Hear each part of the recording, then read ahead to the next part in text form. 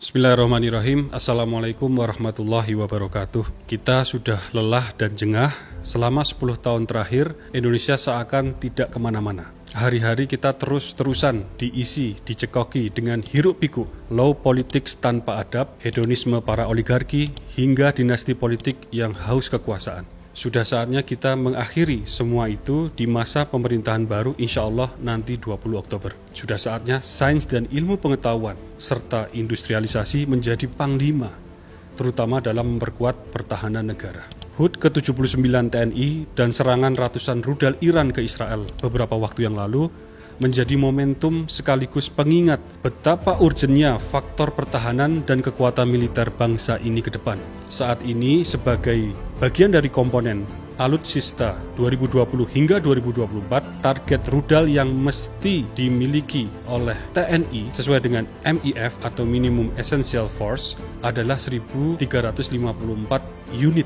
Tapi hingga hari ini jumlah itu belum terpenuhi dan baru tercapai 65% untuk keseluruhan alutsista. Apalagi selama ini kekuatan militer kita termasuk rudal itu sangat bergantung pada luar negeri. Hal ini jelas membuat aspek pertahanan negeri ini relatif amat rapuh. Selain itu, pengembangan teknologi roket dalam negeri juga masih terbilang lambat.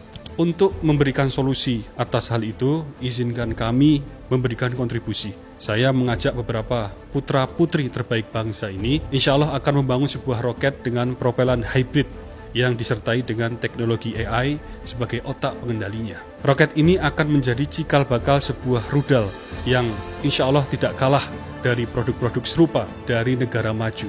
Roket ini secara khusus akan kami beri nama ROS-13 sebagai bentuk persembahan untuk ibu saya, Rosladiah, yang baru saja meninggal pada 10 Oktober 2024 yang lalu.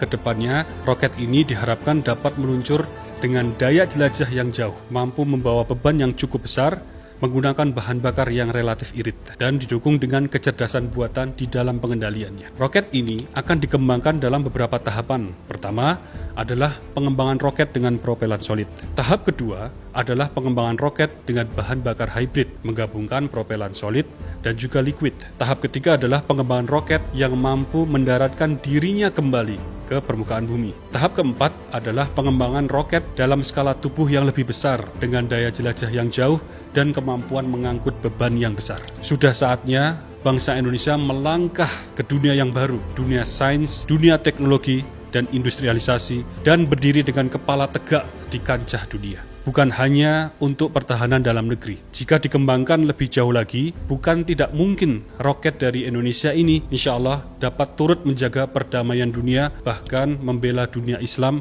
yang saat ini sedang terzalimi. Insya Allah.